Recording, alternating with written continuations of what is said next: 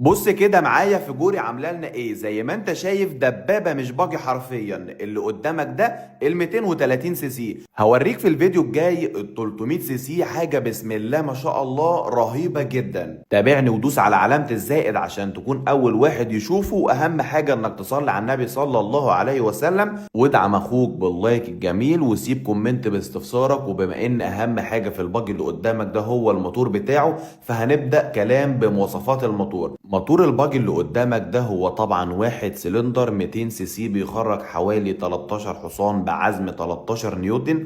وطبعا نظام التبريد تبريد هواء، ال 300 تبريد ميه. وعاوزك تركز جدا عشان تفهم ايه الفرق اللي بينهم. انا نزلت الفيديو ده النهارده، باذن الله اقرب وقت ان ما كانش بعد الفيديو ده هيكون بكره هنزل لك فيديو ال 300. حاجه زي ما قلت لك رهيبه جدا جدا.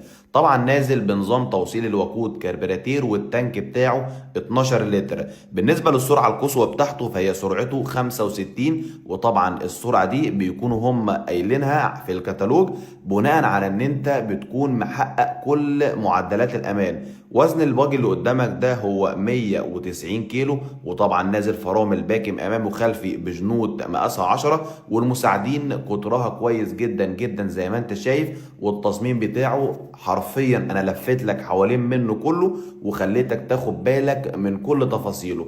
اهم حاجه بقى لو وصلت لهنا ما تنساش وصلي على النبي صلى الله عليه وسلم، ودوس على علامه الزائد اللي جنب الصوره، واعمل متابعه لاخوك عشان تشوف كل جديد وتكون متابعنا اول باول.